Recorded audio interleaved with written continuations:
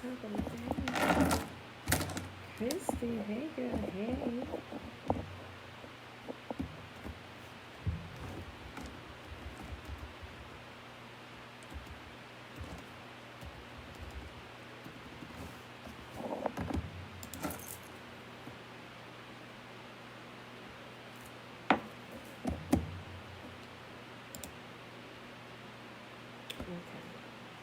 We got YouTube going now.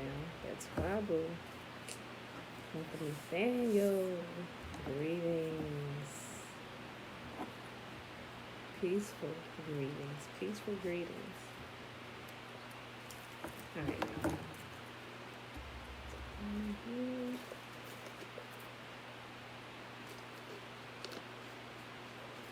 Alright. Excuse me. Alright, y'all. Happy Wednesday. It is April the 7th, 2021. Day 121 of year 3 of reading through the books of the Law and the Prophets, also known as the Old Testament. Another 3-year consecutive count, day 790. And remember, that is without the Sabbath days and the feast day Sabbath days added into the count, right? All right. Today we are reading 2 Samuel 16, 17, and 18, and then y'all know what the deal is. Until we done with it, we hopping over to the labors of the Jews. I'm still trying to decide. I'm like, all right, Father, what should I read next in conjunction with this? Because, like, we were like,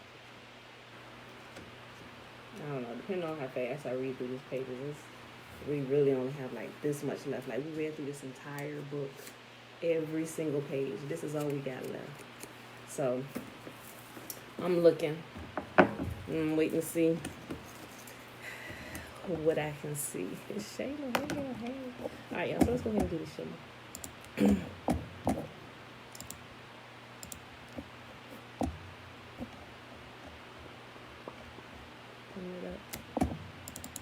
All right, y'all. Remember the Shema is found in Deuteronomy chapter 6, verse 3. Actually, the whole chapter, like I always say, we just kind of start at verse 3 just to kind of get right to it.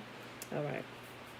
Hear, therefore, O Israel, and observe to do it, that it may be well with you, and that you may increase mightily, as Yahuah, the God of our fathers, has promised us, in a land that flows with milk and honey. Hear, O Israel, Yahuah, our God, He is one God, and you shall love Yahuah your God with all your heart, and with all your soul, and with all your might. And these words which I command you this day shall be in your heart, and you shall teach them diligently unto your children, and shall talk of them when you sit in your house, and when you walk by the way, and when you lie down, and when you rise up. And you shall bind them for a sign upon your hand, and they shall be as frontlets between your eyes. And you shall write them on the posts of your house and on your gates. And Yahuah commanded us to do all these statutes, to fear Yahuah, our God, for our good, always, that He might preserve us alive as it is at this day. And it shall be our righteousness if we observe to do all these commandments before Yahuah our God, as He has commanded us. Shalom, shalom, Josiah, Linda Brown, YouTube. Okay. Levon, blessings. Shalom. Okay, let's put this running over here so we're going to get started.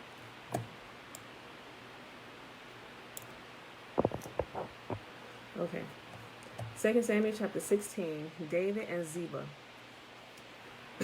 When David had gone a little beyond the summit of the Mount of Olives, Ziba, the servant of Mephibosheth, was waiting there for him. He had 2 donkeys loaded with 200 loaves of bread, 100 clusters of raisins, 100 bunches of summer fruits, and a wine skin full of wine. What are these for? The king asked Ziba. Ziba replied, the donkeys are for the king's people to ride on, and the bread and summer fruit are for the young men to eat. The wine is for those who become exhausted in the wilderness. Where is Mephibosheth, Saul's grandson? The king asked him. He stayed in Jerusalem, Ziba replied. He said, today I will get back the kingdom of my grandfather Saul. In that case, the king told Ziba, I give you everything Mephibosheth owns. I bow before you, Ziba replied. May I always be pleasing to you, my lord the king. As King David came to Bahurim, a man came out of the village cursing them. It was Shimei, the son of Gera, from the same clan as Saul's family. He threw stones at the king and the king's officers and all the mighty warriors who surrounded him. Get out of here, you murderer, you scoundrel, he shouted at David. Yahuah is paying you back for all the bloodshed in Saul's clan. You stole his throne, and now Yahuah has given it to your son Absalom. At last you will taste some of your own medicine, for you are a murderer. Why should this dead dog curse my lord the king? Abishai, son of Zeruiah, demanded. Let me go over and cut off his head. No, the king said. Who asked your opinion, you sons of Zeruiah?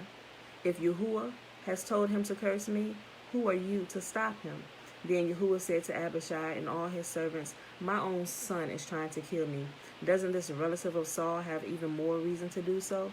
Leave him alone and let him curse, for Yahuah has told him to do it. And perhaps Yahuah will see that I am being wrong and will bless me because of these curses today.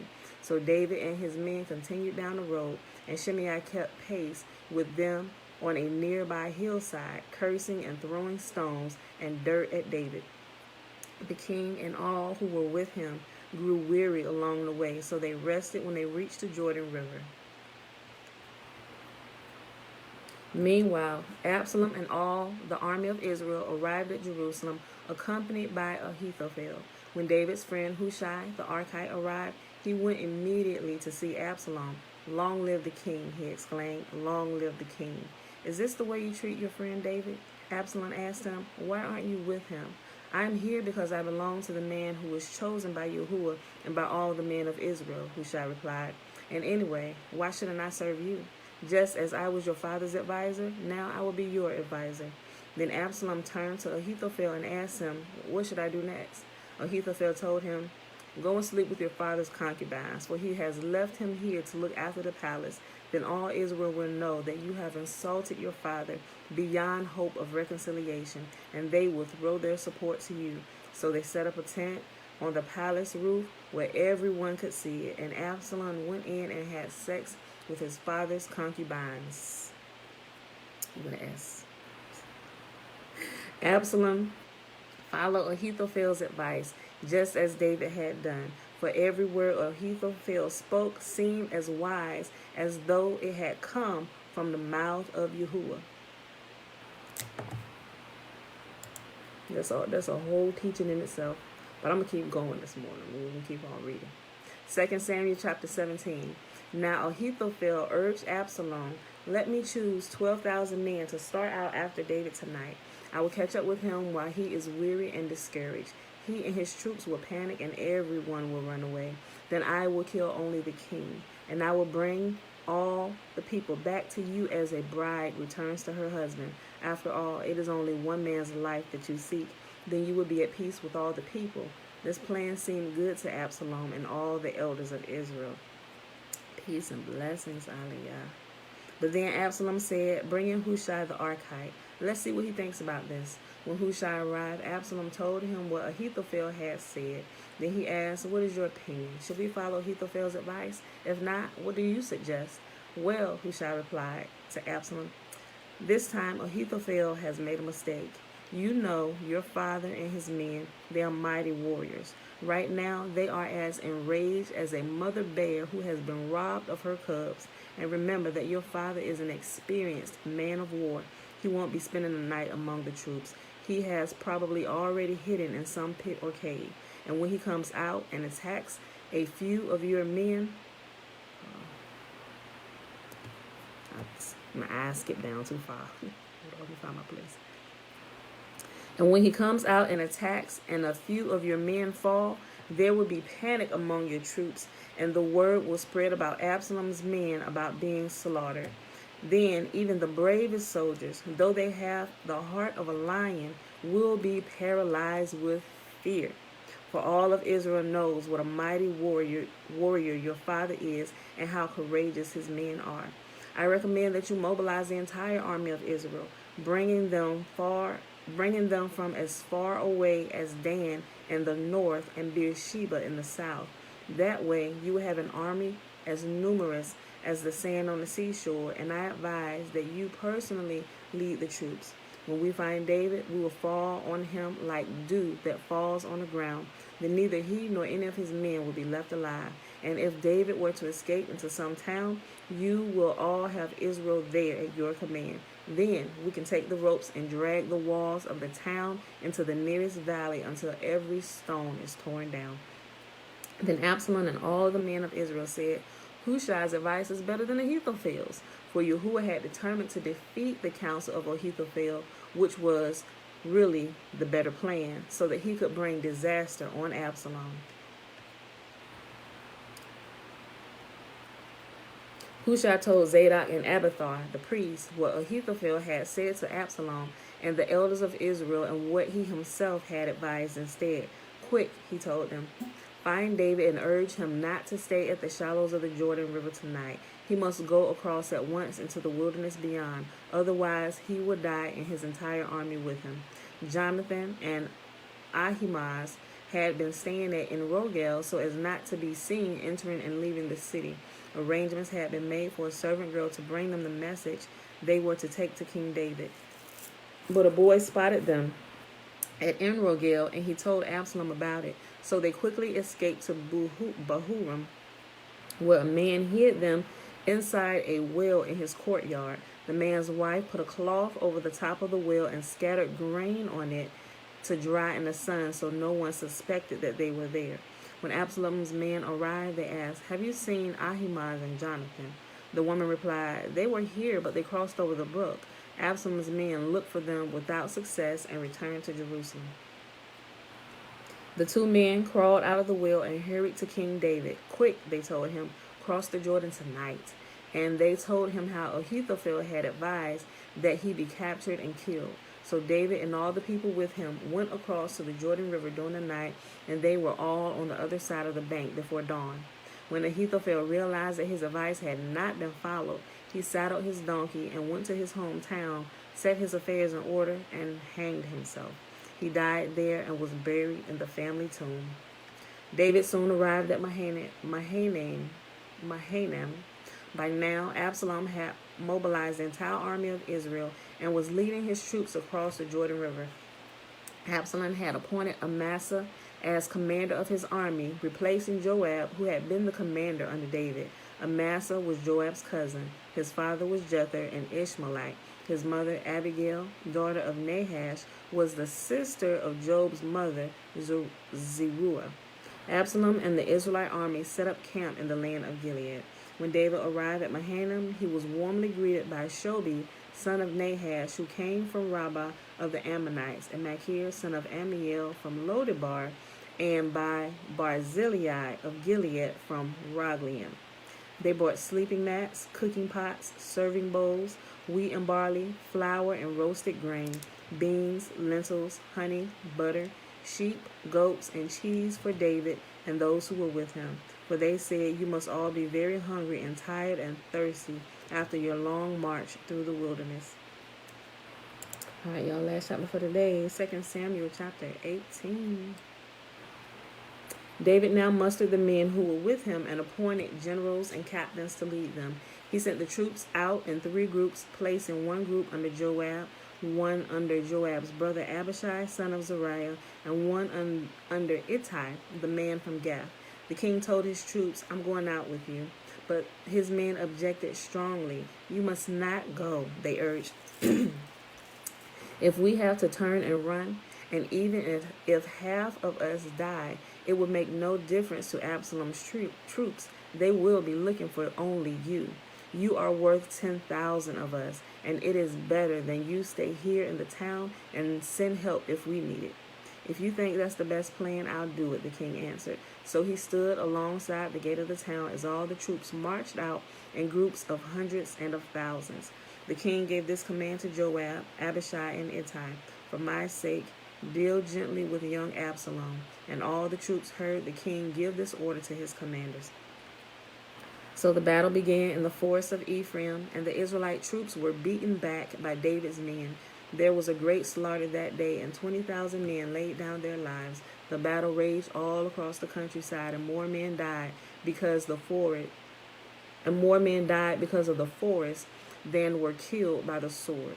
During the battle, Absalom happened to come upon some of David's men. He tried to escape on his mule, but as he rode beneath the thick branches of a great tree, his hair got caught in the tree. His mule kept going and left him dangling in the air. One of David's men saw what had happened and told Joab, "I saw Absalom dangling from a great tree." Shalom, Mom. Now let me point something out, just in case you never paid attention to it. Now, we've already read past this part in the Legends of the Jews, where they give some great details about this particular scene right here that was not canonized with the Bible. Have anybody ever just simply stopped and wondered? He was riding on a mule. Mule, horse, we know that they're different, but most of the time mules are smaller than horses are, at least in our day. I'm not sure what they look like back in that day, but they couldn't be too much of a difference, right? Okay, so if you're riding, let me just double check. His mule kept going. Yep, okay, yep. He was riding his mule.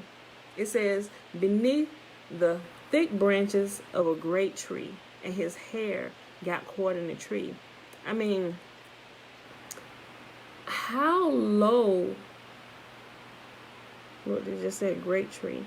I didn't look and see what type of tree it was, but if I remember correctly, I think a version had oak tree, but don't quote me on that.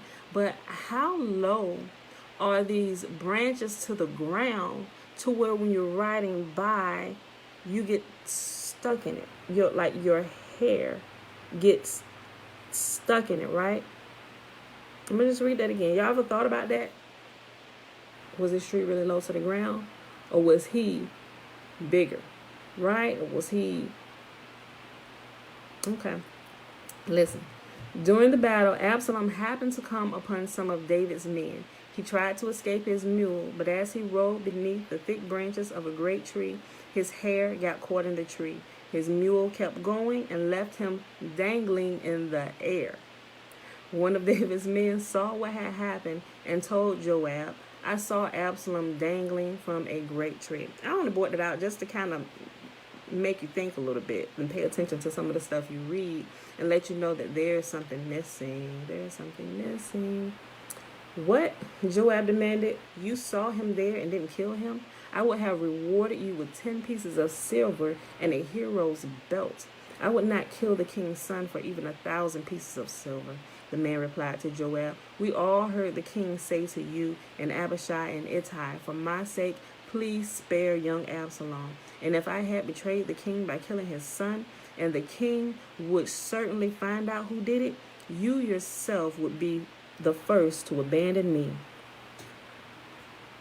"Enough of this nonsense," Joab said. Then he took 3 daggers and plunged them into Absalom's heart, and he dangled, still alive, in the great tree, right?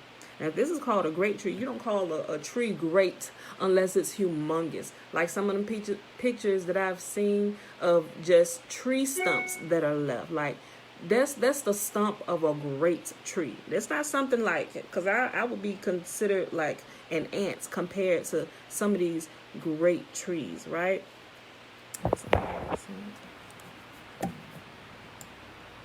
It's possible. Yeah, it's possible that his dreads could have got caught, but inside of a great tree, inside the branches of a great tree.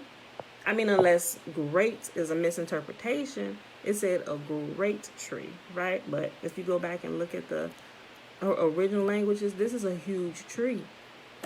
It makes me think. Okay. "Enough of this nonsense," Joab said. Then he took 3 daggers and plunged them into Absalom's heart as he dangled, still alive, in the great tree. 10 of Joab's young armor-bearers then surrounded Absalom and killed him. Then Joab blew the ram's horn, and his men returned from chasing the army of Israel.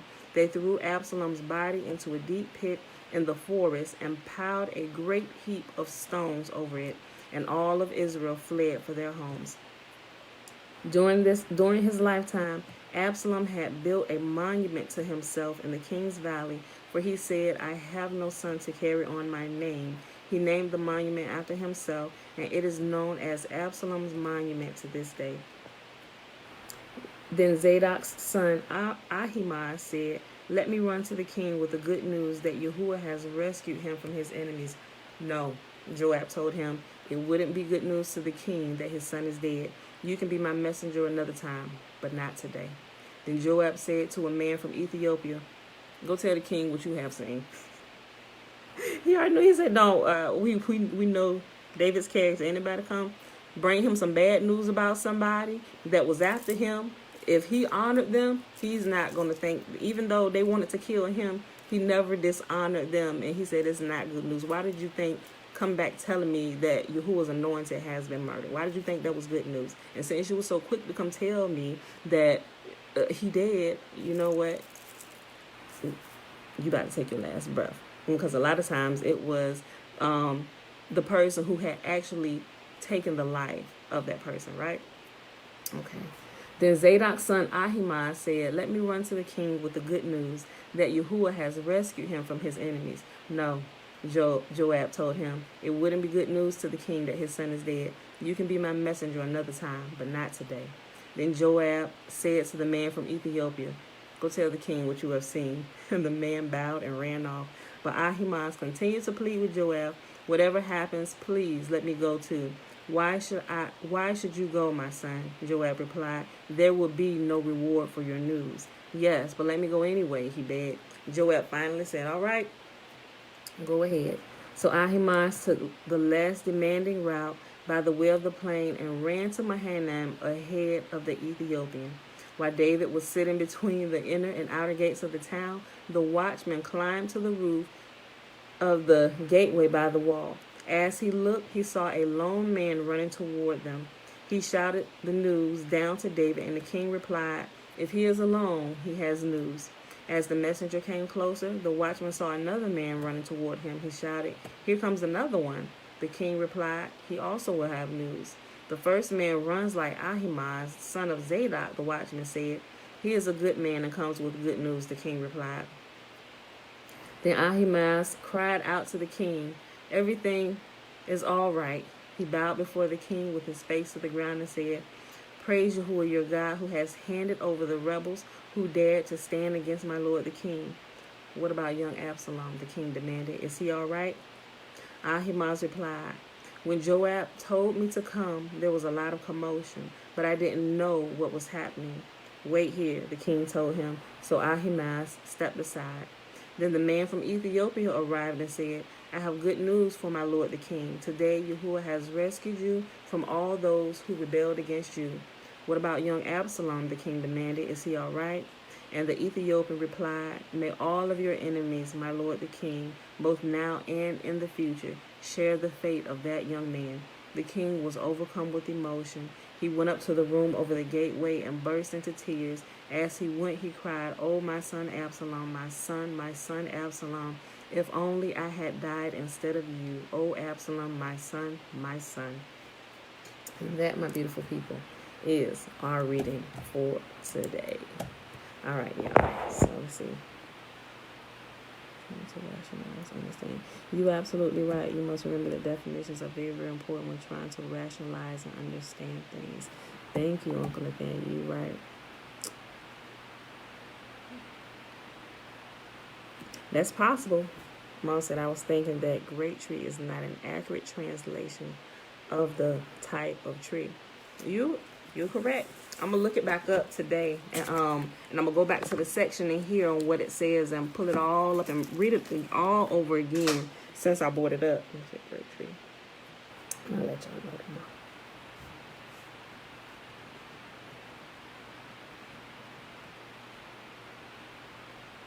tomorrow. Okay.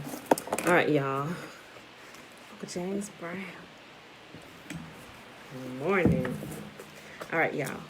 So we stopped yesterday in the Legends of the Jews on page 466, and we read about Manasseh. So now we're about to read about Josiah, and his successors. All right, y'all. So it's on page 466. It is volume 4. More from the chapter here. This is one of the last chapters.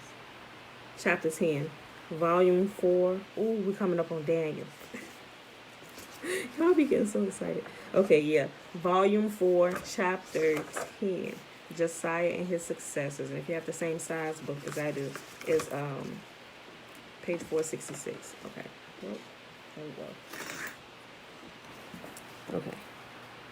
That the full measure of punishment was not meted out to Ammon, his evil deeds were such that he should have forfeited his share in the world to come, was due to the circumstance that he had a pious and righteous son. Josiah offers a shining model of true, sincere repentance. Though at first he followed in the footsteps of his father, Ammon, he soon gave up the ways of wickedness and became one of the most pious kings of Israel, whose chief undertaking was the effort to bring the whole people back to the true faith. It dates from the time when a copy of the Torah was found in the temple, a copy that had escaped the Holocaust kindled by his father and predecessor Ammon for the purpose of exterminating the Holy Scriptures. When he opened the Scriptures, the first verse to strike his eye was the one in Deuteronomy. Yahuah shall bring thee and thy king into exile unto a nation which thou hast not known. Josiah feared this doom of exile was impending, and he sought to conciliate Yahuah through the reform of his people. His first step was to enlist the intercession of the prophets in his behalf. He addressed his request not to Jeremiah, but to the prophetess Huldah, knowing that women are more easily moved to compassion. As Jeremiah was a kinsman of the prophetess, their common ancestors were Joshua and Rahab, the king. Their common ancestors were Joshua and Rahab. The king felt no apprehension that the prophet take his preference for Huldah amiss. The proud, dignified answer of the prophetess was that the misfortune could not be averted from Israel, but the destruction of the temple, she continued consolingly, would not happen until after the death of Josiah. In view of the imminent destruction of the temple, Josiah hid the holy ark and all its appurtenances. And all of its components. That's what it was. In order to guard them against desecration in the hands of the enemy.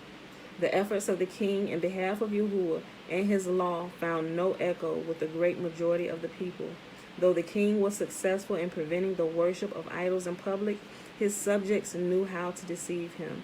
Josiah sent his pious sympathizers to inspect the houses of the people, and he was satisfied with their report that they had found no idols, not suspecting that the recreant people has fastened half an image on each wing of the doors, so that the inmates face their household idols as they closed the door upon Josiah's inspectors. This godless generation, contemporaneous with Josiah, was to blame for his death. When King Pharaoh, in his campaign against the Assyrians, wanted to travel through Palestine, Jeremiah advised the king not to deny the Egyptians the passage through his land. He cited a prophecy by his teacher Isaiah, who had foreseen the war between Assyria and Egypt. But Josiah retorted, Moses, thy teacher, spake, I will give peace in the land, and no sword shall go through your land, not even the sword that is not raised against Israel with hostile intent. The king, innocent of the deception practiced by the people, knew not that they were idol worshippers, to whom the promises of the Torah have no application. Ooh. Look. I'm going to just read that again. Something just clicked. It just reminded me how Yahuah just keeps repeating himself. And it's worded different, but it's the same thing. He said he keeps those who keeps his commands, right? Look. The king, innocent of the deception practiced by the people, knew not that they were idol worshippers, to whom the promises of the Torah have no application. In the engagement that ensued between the Jews and the Egyptians, no less than 300 darts struck the king. In his death agony, he uttered no word of complaint. He only said, Yahuah is righteous, for I have rebelled against his commandment, thus admitting his guilt and not having heeded the advice of the prophet. Okay, so I'm not sure if this is about to repeat this, but remember, when you read in the canonized version, he was not to go out to war with them, but he disguised himself and he went out anyway. And arrows struck him and he fell down in his chariot. Yeah, he had been one of the righteous kings and stuff, but that one small command given to him from Yahuah through Jeremiah cost him his life, right? And we see it, it's a pattern, y'all. It's a pattern. Kings and those in leadership are dealt with swiftly, right? Because why? You're leading people, and Yahuah doesn't want you to lead people astray. So may we always keep ourselves in check and check ourselves daily and make a habit of repentance daily, even for things you may have done ignorantly and Yahuah may not have brought it to your attention yet, right? It's just a good practice to keep, right? Okay, so we don't want to find ourselves in a dire strait because we are not paying attention. Hold on, let me go back here. In his death agony, he uttered. Hold on. In his death agony, he uttered no word of complaint. He only said, Yahuah is righteous, for I have rebelled against his commandment, thus admitting his guilt and not having heeded the advice of the prophet. So ended the days of this just king after a brilliant career, the only king since Solomon to rule over both Judah and Israel. For Jeremiah had brought back to Palestine the 10 exiled tribes of the north, and he made them subject to Josiah. The mourning for him was profound. Even Jeremiah perpetuated his memory in Lamentations. So all of Lamentations is about Jeremiah weeping over this great king, Josiah. Pharaoh of Egypt was not permitted to enjoy the results of his victory to the full, for it was soon after this that in attempting to ascend the wondrous throne of Solomon, he was struck down by the lions and rendered lame by the blow. Okay, so we read this. Remember when we was reading the section about Solomon, how he made the great throne and all the mechanics behind it, and how all King Solomon had to do was take the first step up, and all the, I guess, electronic mechanisms that he had built inside of it. Of course, he was the creator of it, so he knew how it worked. So he was able to ascend the throne in such an awesome fashion that it was crazy. It gave the detail of how that happened. So when his kingdom was overthrown in his son's day, they stole this throne and nobody knew how to work it. And everybody that dared to touch it or to even ascend this throne that Solomon built, they did not leave unscathed, right? And this is just repeating this for this king. Look, Pharaoh of Egypt was not permitted to enjoy the results of his victory to the full, for it was soon after this that, in attempting to ascend the wondrous throne of Solomon, he was struck down by the lions and rendered lame with the blow. So he had golden lions that was and different animals that were created as a part of this, and they all move within the mechanisms of his throne. The people of Joahaz on the throne of Judah to succeed Josiah, though his brother Jehoiakim was the older by 2 years. To silence the legitimate claims of Jehoiakim, the new king underwent the ceremony of anointing, but his reign was very brief. At the end of 3 months, Pharaoh carried him off into exile in Egypt, and Jehoiakim ruled in his stead. Jehoiakim was another of the sinful monarchs of the Hebrews, uncharitable toward men and disobedient to Yahuah and the laws of Yah. His garments were of 2 kinds of stuff mingled together. His body was tattooed with the names of idols, and in order that he might appear as a non-Hebrew, he performed the operation of epipost upon himself. Various forms of incest were committed by him, and besides, he was in the habit of putting men to death that he might violate their wives and confiscate their possessions. Blasphemous as he was, he spoke, "My predecessors did not know how to provoke the wrath of Yah, As for me, I say frankly, we have no need whatsoever of him. Oh, he should have just took his last breath right there before those words even came out of his mouth. As for me, I say frankly, we have no need whatsoever of him. The very light he gives us, we can dispense with, for the gold of Paravim can well replace it. Look. As for me, I say frankly, we have no need whatsoever of him. The very light he gives us, we can dispense with, for the gold of Paravim can well replace it. Seeing such abominations, Yahuah desired to resolve the world into its original chaos. If he desisted from his purpose, it was only because the people led a God-fearing life during the time of Jehoiakim. After he had reigned 11 years, Nebuchadnezzar put an end to his dominion. Advancing with his army, the Babylonian king halted at Daphne, a suburb of Antioch. Here he was met by the Sanhedrin of Jerusalem, who desired to know whether he was coming with the purpose of destroying the temple. Nebuchadnezzar assured them that all he wanted was the surrender of Jehoiakim, who had rebelled against his authority. Returned to Jerusalem, the Sanhedrin informed Jehoiakim of Nebuchadnezzar's intention. The king asked the elders whether it was ethical to purchase their lives by sacrificing his. For answer, they referred him to the story of the way Joab dealt with the city of Beth Makkah, which had saved itself by surrendering the rebel Sheba, the son of Bichri. The king's objection did not deter the Sanhedrin from following the example of Joab, acting under the direction of David. They made Jehoiakim glide down from the city walls of Jerusalem by a chain. Below, the Babylonians stood ready to receive him. Nebuchadnezzar took Jehoiakim in fetters to all the cities of Judah. Then he slew him, and his rage, still unabated, threw his corpse to the dogs after having stuck it into the carcass of an ass. The dogs left nothing of Jehoiakim's body over except his skull, on which were written the words, "This and something besides."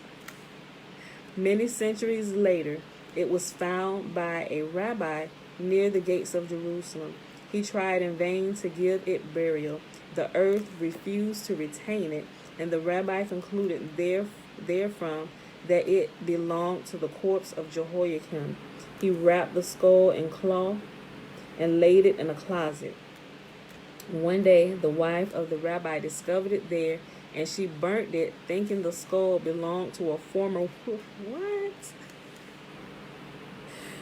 Oh, look. It's just like, oh, look.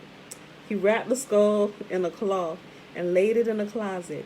One day, the wife of the rabbi discovered it there, and she burnt it, thinking the skull belonged to a former wife of her husband, so dear to him even after her death that he could not separate himself from this relic.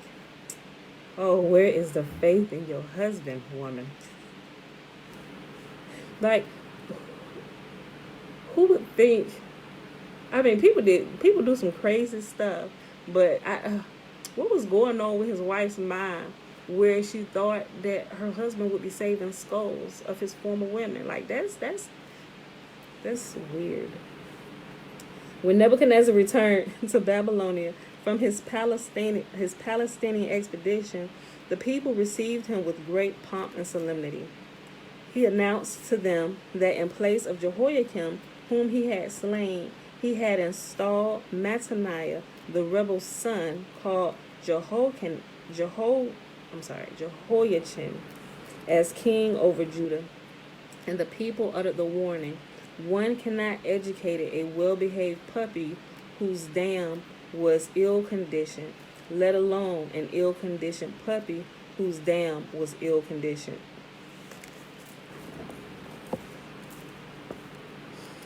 Nebuchadnezzar returned to Daphne and informed the Sanhedrin, who hastened from Jerusalem to meet him, that he desired the surrender of Jehoiachin. If they refused to satisfy his demand, he would destroy the temple. When the Hebrew king was told the threat of his Babylonian adversary, he mounted upon the roof of the temple and holding all the keys of its chambers in his hand, he spoke thus to Yahuah: Until now thou did consider us worthy of confidence, and thou did entrust thy keys to us. Since thou no longer dost esteem us trustworthy, here, take back thy keys. He was held to his word. A hand was stretched forth from heaven, and it received the keys. Jehoiachin, good and pious, did not desire the city of Jerusalem to be exposed to peril for his sake. So he delivered himself to the Babylonian leaders after they swore that neither city nor people should suffer harm. But the Babylonians did not keep their oath. A short while thereafter, they carried into exile not only the king, but also his mother and 10,000 of the Hebrew nobility and the great scholars. This was the second attempt made by Nebuchadnezzar to deport the Hebrews.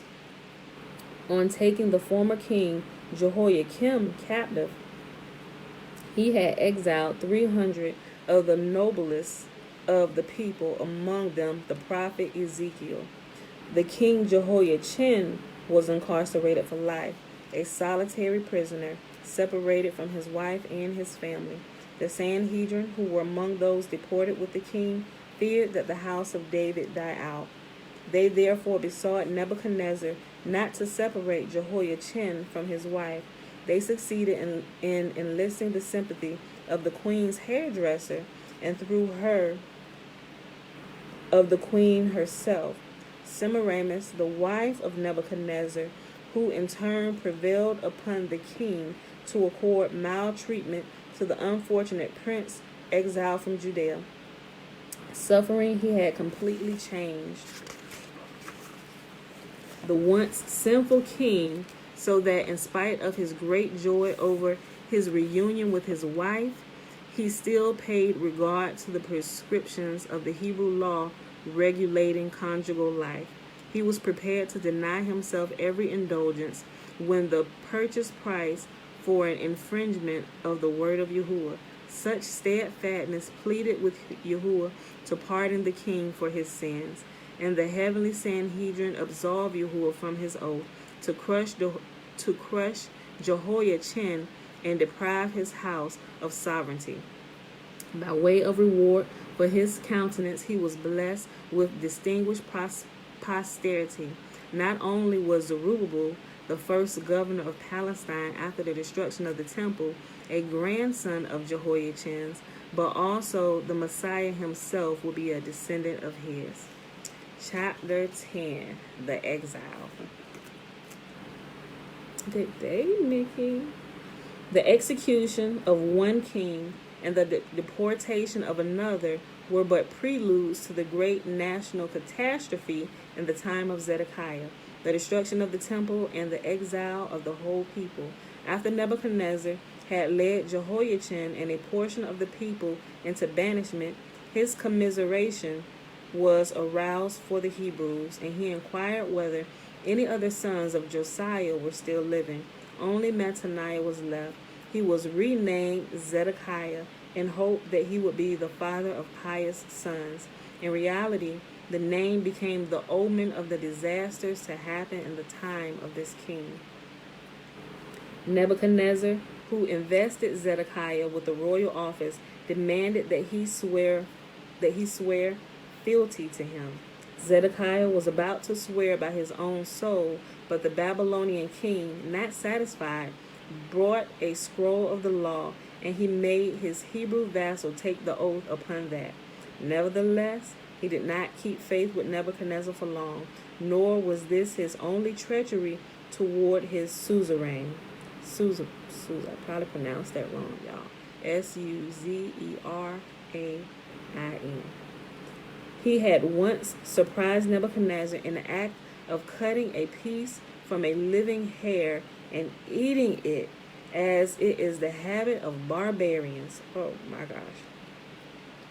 Nebuchadnezzar was painfully embarrassed, and he begged the Hebrew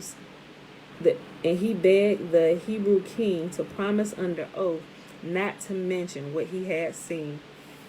Though Nebuchadnezzar treated him with great friendliness, even making him sovereign lord over 5 vassal kings, he did not justify the trust reposed in him. To flatter Zedekiah, the 5 kings once said, "If all were as it should be, thou wouldst occupy the throne of Nebuchadnezzar." Zedekiah could not refrain from exclaiming, "Oh yes, Nebuchadnezzar, whom I once saw eating a live hare." Like, I seen you eating a live rabbit, dude. The 5 kings at once repaired to Nebuchadnezzar and reported what Zedekiah had said.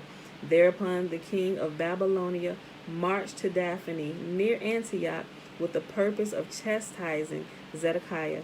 At Daphne he found the Sanhedrin of Jerusalem, who had hastened thither to receive him. Nebuchadnezzar met the Sanhedrin courteously. Remember, Sanhedrin means a group of people. He met the group, right? Nebuchadnezzar met the Sanhedrin courteously, ordered his attendants to bring state chairs for all the members, and requested them to read the Torah to him and explain it. When they reached a passage in the book of Numbers dealing with the remission of vows, the king put the question, "If a man desires to be released from a vow, what steps must he take?" Like, this is the king of Babylon coming to the Hebrews, asking, okay, teach me about this Torah of yours, right? When they reached the passage in the book of Numbers dealing with the remission of vows, the king put the question, "If a man desires to be released from a vow, what steps must he take?" The Sanhedrin replied, "He must repair to a scholar, and he will absolve him from his vow." Whereupon Nebuchadnezzar exclaimed, "I verily believe it was you who released Zedekiah from the vow he took concerning me." And he ordered the members of the Sanhedrin to leave their state chairs and sit on the ground. They were forced to admit that they had not acted in accordance with the law, for Zedekiah's vow affected another beside himself, and without the acquiescence of the other party, namely Nebuchadnezzar, the Sanhedrin had no authority to annul the vow. It's almost like a check requiring 2 signatures, right? It can't be cashed, or it can't be validated without the 2 signatures on it. Most checks we see now have 1, but a lot of times in corporations and businesses, there's like this 2 signature agreement, whereby in order to get this approved, we need 2 signatures. And this was kind of in reverse. It said to absolve somebody from a vow, both parties must be present, right? And you can see that principle in a lot of stuff. Like, don't talk about that person and that person is not here to defend themselves. Like, we need both parties here so we don't get half stories. It's that same principle. Okay, I'll read that again. When they reached the passage in the book of Numbers dealing with the remission of vows, the king put the question, "If a man desires to be released from a vow, what steps must he take?" The Sanhedrin replied, "He must repair to a scholar, and he will absolve him from his vow." Whereupon Nebuchadnezzar exclaimed, "I verily believe it was you who released Zedekiah from the vow he took concerning me." And he ordered the members of the Sanhedrin to leave their state chairs and to sit on the ground. They were forced to admit that they had not acted in accordance with the law, for Zedekiah's vow affected another besides himself, and without the acquiescence of the other party, namely Nebuchadnezzar, the Sanhedrin had no authority to annul the vow. Zedekiah was duly punished for the grievous crime of perjury. When Jerusalem was captured, he tried to escape through a cave extending from his house to Jericho. Yahuah sent a deer into the camp of the Chaldeans, and in their pursuit of this game, the Babylonian soldiers reached the farther opening of the cave at the very moment when Zedekiah was leaving it. The Hebrew king, together with his 10 sons, was brought before Nebuchadnezzar, who addressed Zedekiah thus, "Were I to judge thee according to the law of thy God, thou would deserve the death penalty, for thou didst swear a false oath by the name of God. No less would thou deserve death." Were I to judge thee according to the law of thy God, thou wouldest deserve the death penalty, for thou didst swear a false oath by the name of God. No less wouldest thou deserve death. If I were to judge thee according to the law of the state, for thou didst fail in thy sworn duty to thy overlord. Zedekiah requested the grace that his execution take place before his children's, and he be spared the sight of their blood. His children, on the other hand, besought Nebuchadnezzar to slay them before he slew their father, that they might be spared the disgrace of seeing their father executed. In his heartlessness, Nebuchadnezzar had resolved worse things than Zedekiah anticipated. In the sight of their father, the children of Zedekiah were killed, and then Zedekiah himself was deprived of sight. His eyes were blinded. He had been endowed with eyes of superhuman strength. They were the eyes of Adam. And the iron lances forced him, and the iron lances forced into them were powerless to destroy his sight. Vision left him only because of the tears he shed over the fate of his children. Now he realized how true Jeremiah had spoken when he had prophesied his exile to Babylon. Though he should live there until his death, he would never behold the land with his eyes, on account of its seeming contradictoriness. Zedekiah had thought the prophecy untrue. For this reason, he had not heeded Jeremiah's advice to make peace with Nebuchadnezzar. Now it had all been verified. He was carried to Babylonia a captive, yet blind as he was, he did not see the land of his exile. Where we at? 51 minutes? Okay, we're about to get into Jeremiah. Yeah, let's read it. Okay. Though Zedekiah besmirched his career by perjury, he was nevertheless so good and just a king that for his sake Yahuah relinquished his purpose of returning the world to its original chaos as a punishment for the evil doing of a wicked generation. In this deprived time, it was first and foremost Jeremiah to whom was delegated the task of proclaiming the word of Yahuah. He was a descendant of Joshua and Rahab, and his father was the prophet Hilkiah. He was born while his father was fleeing from the persecution of Jezebel, the murderess of prophets. At his very birth, he showed signs that he was destined to play a great part. He was born circumcised, and scarcely had he left his mother's womb when he broke into wailing, and his voice was the voice not of a babe, but of a youth. He cried, my bowels tremble. The walls of my heart, they are disquieted. My limbs quake. Destruction upon destruction I bring upon the earth. In this strain, he continued to moan and groan, complaining of the faithlessness of his mother. And when she expressed her amazement at the unseemly speech of her newborn son, Jeremiah said, not thee do I mean, my mother. Not to thee doth my prophecy refer. I speak to Zion, and against Jerusalem are my words directed. I speak of Zion, and against Jerusalem are my words directed. She adorns her daughter. So if you didn't get that, Zion is always called the mother of Israel, right? If you never paid attention to that, right? Jerusalem, Zion is our mother. I speak of Zion against Jerusalem. I speak of Zion, and against Jerusalem are my words directed. She adorns her daughters, arrays them in purple, and puts golden crowns upon their heads. Robbers will come and strip them of their ornaments.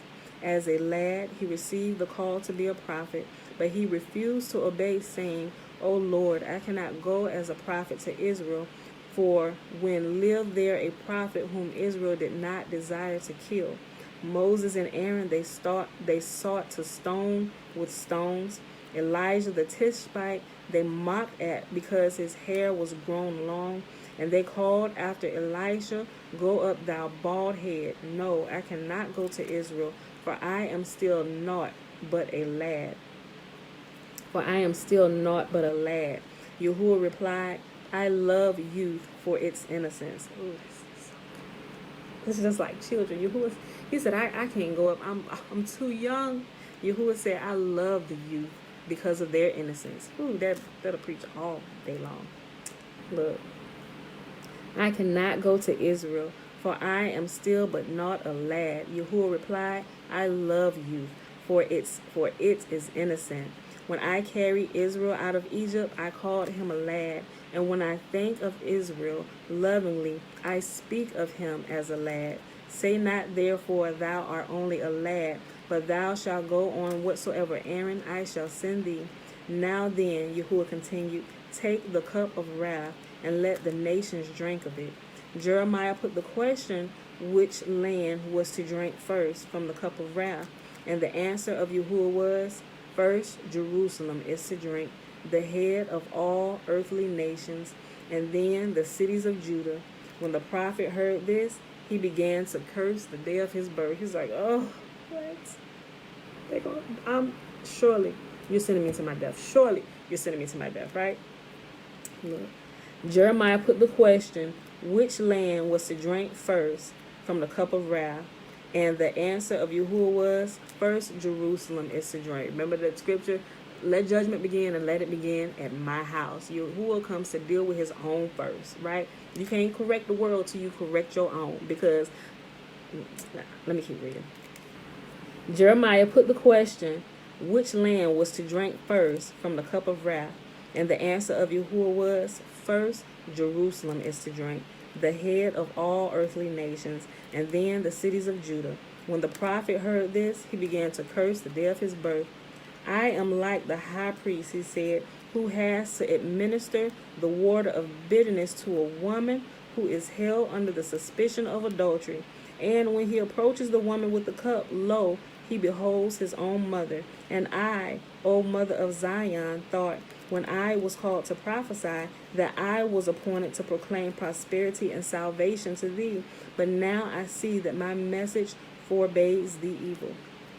Jeremiah's first appearance in public was during the reign of Josiah, when he announced to the people in the streets, if ye will give up your wicked doings, Yahuah will raise you above all nations. If not, he will deliver his house into the hands of the enemies, and they will deal with it as seemed best to them.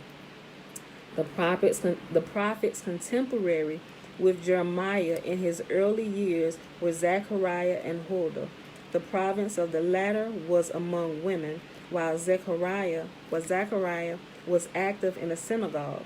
Later, under Jehoiakim, Jeremiah was supported by the prophets until his relative Uriah of Kiriath Jearim, a friend of the prophet Isaiah. But Uriah was put to death by the ungodly king, the same who had the first chapter of Lamentations burnt after obliterating the name of Yahuah wherever it occurs in the whole book. But Jeremiah took 4 chapters. The prophet fell upon evil times under Zedekiah. He had both the people and the court against him, nor was that surprising in a day when not even the high priest in the temple bore the sign of the covenant upon their bodies. Jeremiah had called forth general hostility by condemning the alliance with Egypt against Babylonia and favoring peace with Nebuchadnezzar. And this, though to all appearances the help of the Egyptians would prove good effect for the Hebrews. The host of Pharaoh Necho had actually set forth from Egypt to join the Hebrews against Babylon. But when they were on the high seas, Yahuah commanded the waters to cover themselves with corpses. Astonished, the Egyptians asked each other whence the dead bodies. Presently, the answer occurred to them. They were the bodies of their ancestors drowned in the sea on the account of the Hebrews who had shaken off the Egyptian rule. What, said the Egyptians thereupon, shall we bring to help those who drowned our fathers? So they returned to their own country, justifying the warning of Jeremiah that no dependence could be put upon Egyptian promises. And we almost done with this section, y'all. A little while after this occurrence, when Jeremiah wanted to leave Jerusalem to go to Anathoth and partake of his priestly portion there, the watchman at the gate accused him of desiring to desert to the enemy. He was delivered to his adversaries at court, and they confined him in prison, which we read about this in the book of Jeremiah, and how they put him down in the cistern and all this stuff. It's just giving a little bit more details on some of the backstory of what we read in the canonized version, right? Okay. The watchman knew full well that it was a trumped-up charge he was bringing against Jeremiah, and the intention attributed to him was as far as possible from the mind of the prophet, but he took this opportunity to vent an old family grudge. For this gateman was the grandson of the false prophet Hananiah, the enemy of Jeremiah, the one who had prophesied complete victory over Nebuchadnezzar in 2 years. Y'all remember that story? That whole thing is in the book of Jeremiah. Jeremiah came and told him, look, y'all said y'all going into destruction. Y'all going into destruction, captivity. He said, look, for those of you who want to live, y'all need to submit to the Babylonian king who is surely coming. He said, but if you try to fight against him, you're going to die, and you're going to be treated hostile and everything else, right? And so after Jeremiah told him that, this prophet Hananiah came up. He said, who are you? I'm a prophet too, and Yahuah has spoken to me. And here's what Yahuah said. We're going to get victory, and we're going to overthrow him in 2 years, right? We all remember that story, right? If you don't remember, if you haven't read it, go read the book of Jeremiah. Listen. For this gateman was a grandson of the false prophet Hananiah, the enemy of Jeremiah, the one who had prophesied complete victory over Nebuchadnezzar within 2 years. It were proper to say he calculated the victory rather than prophesied it. He reasoned, if unto Elam, which is a mere ally of the Babylonians against the Hebrews, destruction has been appointed by Yahuah through Jeremiah, so much the more will the extreme penalty fall upon the Babylonians themselves, who have inflicted vast evil upon the Hebrews. Jeremiah's prophecy had been the reverse. So far from holding forth any hope that a victory would be won over Nebuchadnezzar, the Hebrew state, he said, would suffer annihilation. Hananiah demanded a sign betokening the truth of Jeremiah's prophecy, but Jeremiah contended that there could be no sign for such a prophecy as his, since the divine determination to do evil can be annulled.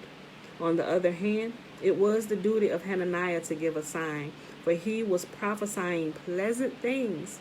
The divine resolution for good is executed without. Finally, Jeremiah advanced the clinching argument. I, a priest, may be well content with the prophecy. It is to my interest that the temple should continue to stand. As for thee, thou art a Gibeonite. Thou wilt have to do a slave service in it so long as there is a temple. But instead of troubling thy mind with the future in store for others, thou shalt rather have the thought of thine own future, for this very year thou wilt die. Hananiah, in very truth, died on the last day of the year set as his term of life, but before his death he ordered that it should be kept secret for 2 days, so to give lie to Jeremiah's prophecy. With his last words addressed to his son Shelemiah, he charged him to seek every possible way of taking revenge upon Jeremiah, to whose curse his death was to be ascribed. Shelemiah had no opportunity of fulfilling his father's last behest, but it did not pass from his mind, and when he in turn lay upon his deathbed, he impressed the duty of revenge upon his son Jeriah. It was the grandson of Hananiah who, when he saw Jeremiah leaving the city, hastened to take the opportunity of accusing the prophet of treason. His purpose prospered.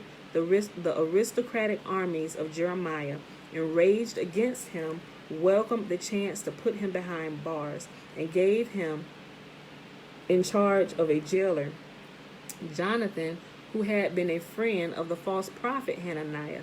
Jonathan pleased himself by mocking at the prisoner. See, he would say, see what honor thy friend does thee, to put thee in so fine a prison as this.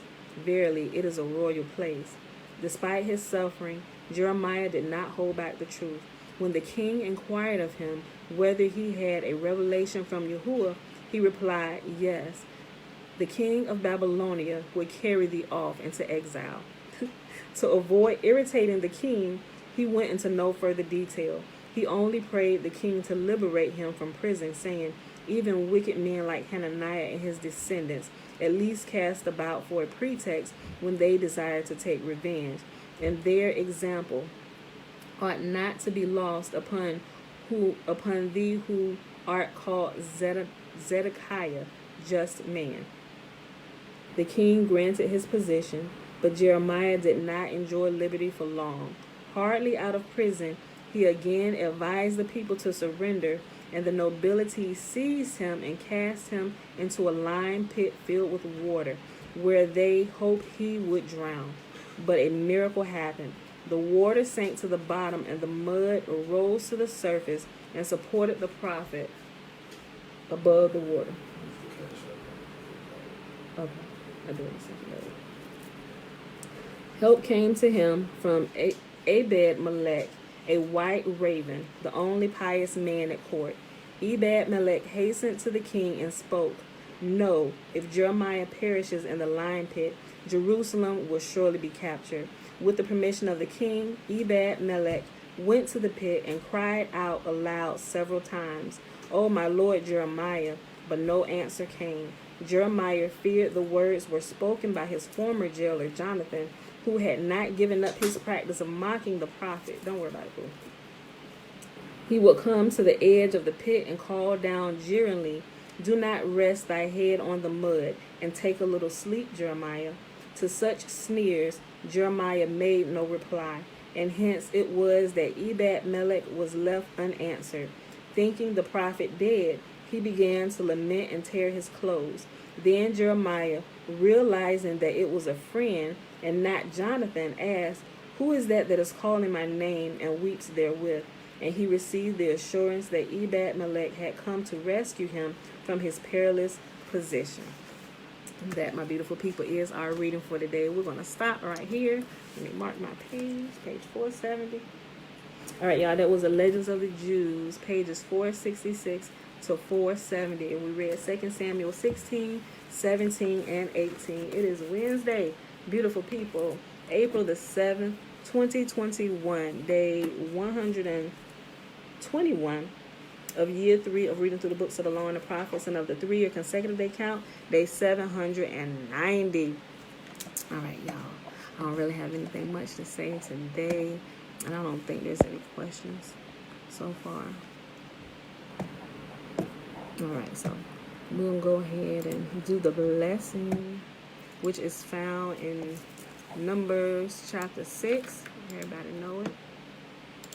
Verses 22 through 27.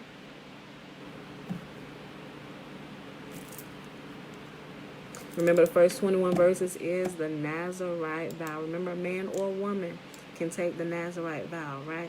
I think everyone should at least consider, at least read through it and really ponder on it, right? And you should at least once in your life make a vow to Yahuah. It's not something that should be taken lightly, and it should not be a decision made overnight, right? But everybody should at least consider setting themselves apart for a time to be solely dedicated to Yah, right? It should be completely your choice, and you shouldn't be pressured into doing something like that, but that's out of your own choosing. And Yahuah gives men and women that choice, right?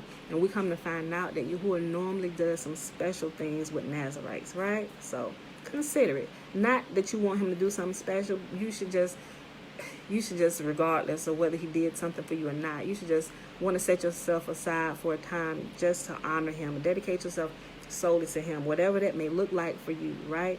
That's your choice. What you decide to do, he leaves all of that up to you, right? He just lists out a few different things so that you can be recognized by the host of heaven. The host of heaven know who everybody is anyway, but I'm just saying, so you can bear on your body the mark of a Nazarite. He requires us to do a couple things, right? Okay, so you can read about all that in the first 21 verses of Numbers chapter 6. So let's do the blessing, which starts at verse 22 all the way to the end of the chapter, verse 27. And Yahuah spake unto Moses, saying, Speak unto Aaron and unto his sons, saying, On this wise ye shall bless the children of Israel, saying unto them, May Yahuah bless us and keep us. May Yahuah make his face to shine upon us and be gracious unto us. May Yahuah lift up his countenance upon us and give us peace. And they shall put my name upon the children of Israel, and I will bless them. Okay, beautiful people. We're going to go ahead and get out of here. And y'all willing, we'll be back here tomorrow morning, bright and early, 7:15 a.m. Eastern Standard Time. All right, beautiful people. Love y'all.